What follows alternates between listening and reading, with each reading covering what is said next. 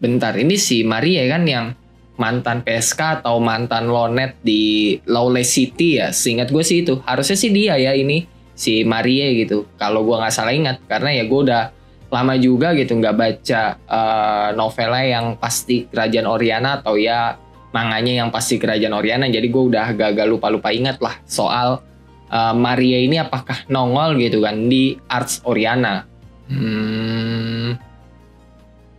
Berarti dari sini kita udah tahu gitu ya. Harusnya sih udah pada tahu kalau Cid itu selama ini menjadi shadow dan ya bergerak seolah dia itu pengendali dalam bayangan itu bukan hasil pemikirannya sendiri, melainkan hasil dari anime, film, komik, atau novel yang pernah dia baca di bumi. Jadi di bumi diterapin tuh sama si Cid di isekai dan ya jadi pemikiran Cid soal shadow, pengendali dalam bayangan itu bukan hasil pemikiran Cid sendiri, yang dimana berarti Cid di kerajaan Oriana ini dia sedang mencari jati dirinya ya kan sebagai seorang shadow, seorang pengendali dalam bayangan. Dalam pikiran Cid seperti apa sih gitu, makanya dia merasa ada sesuatu yang kurang gitu. Soalnya dia belum nemuin nih titik terang soal jati dirinya sendiri sebagai shadow.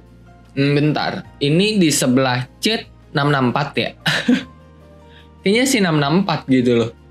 Dari rambutnya yang biru, ya kan, short hair biru, terus L, terus fisiknya yang kecil gitu. Itu benar-benar menggambarkan 664. Iya kan, bener 664. Tiba-tiba 665 nongol juga.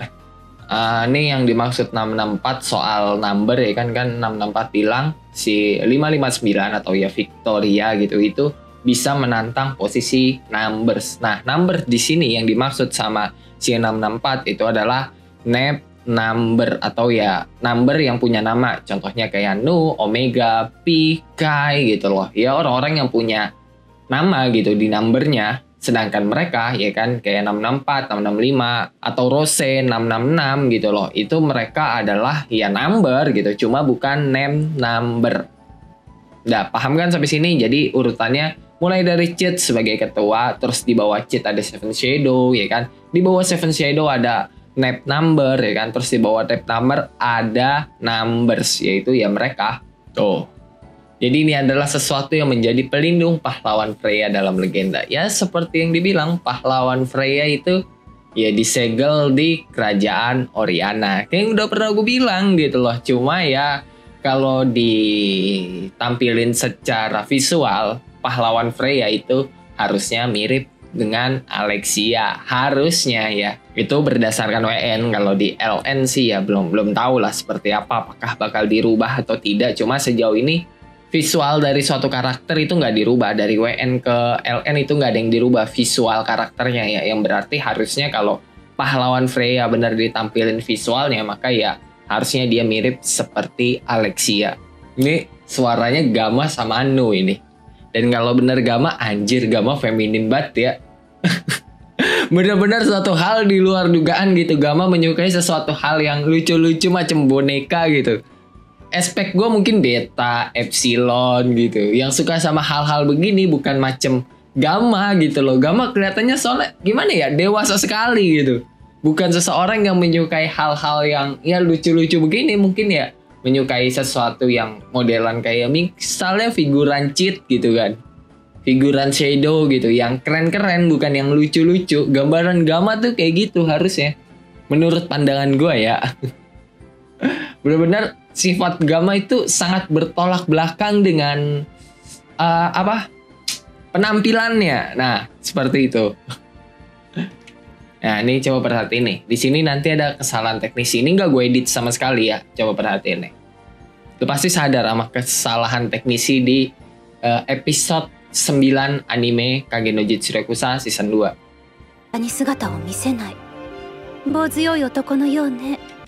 Apakah kalian semua itu sadar di mana letak kesalahan teknisinya?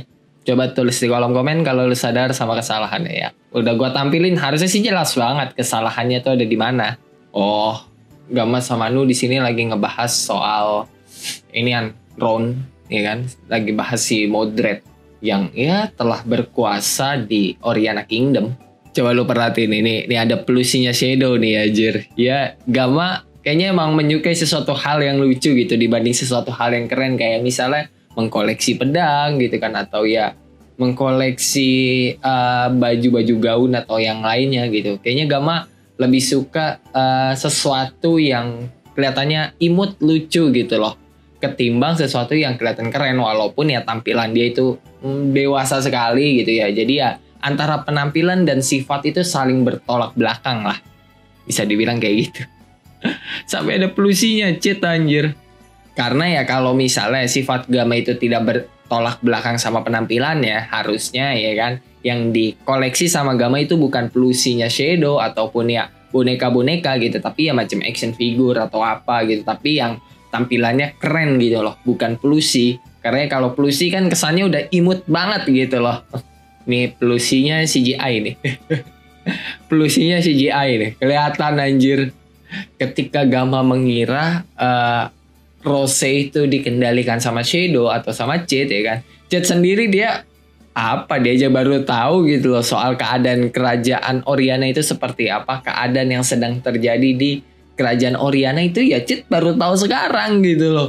Cuma ya Shadow Garden termasuk Gama dan Nu serta yang lainnya itu menganggap kalau semua ini ya kan sudah dikendalikan sama Shadow.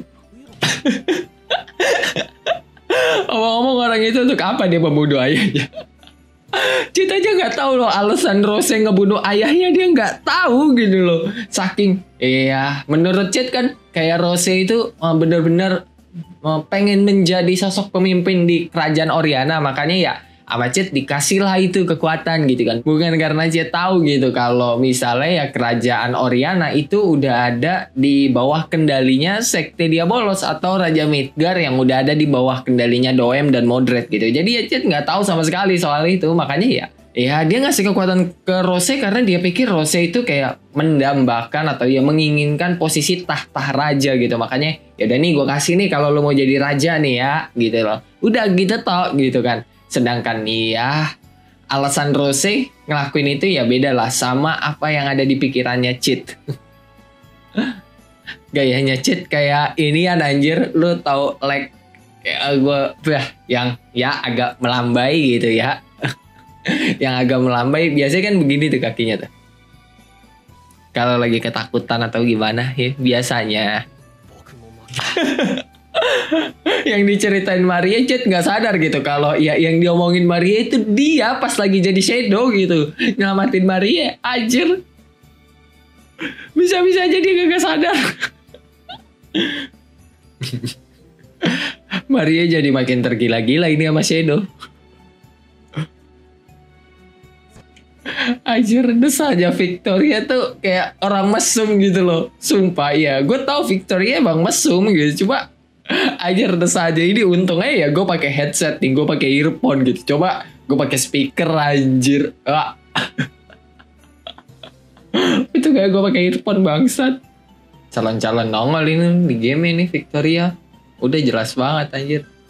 Dia calon-calon nongol nih abis ini. Nggak tahu jadi karakter Shadow Festival ya kan, nggak tahu jadi karakter biasa aja atau karakter event, yang jelas udah pasti nongol sih kalau udah diliatin fight-nya kayak gini. Anjir, Cid benar-benar gayanya ngelihat orang dari bawah tuh kayak ngerendahin banget.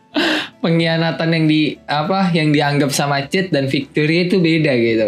Victoria menganggap kalau Rose berkhianat dari Shadow Garden, sedangkan Cid menganggap Rose berkhianat dari mimpinya untuk menjadi seorang raja gitu. Karena ya kalau Rose menikah ya kan dengan Doem, udah pasti ya kan Rose bukan menjadi seorang raja gitu. Rajanya bakal jadi Doem, sedangkan si Rose bakal jadi ratu gitu. Dan ya kekuasaan tertinggi kan tetap ada di raja ya kan. Makanya Cid menganggap kalau Rose yang bakalan jadi pemimpin tunggal di kerajaan Oriana. Dan ya Cid merasa terhianati gitu. Dia udah ngasih kekuatannya ya kan, tapi dia malah memberikan tahta raja kepada Doem.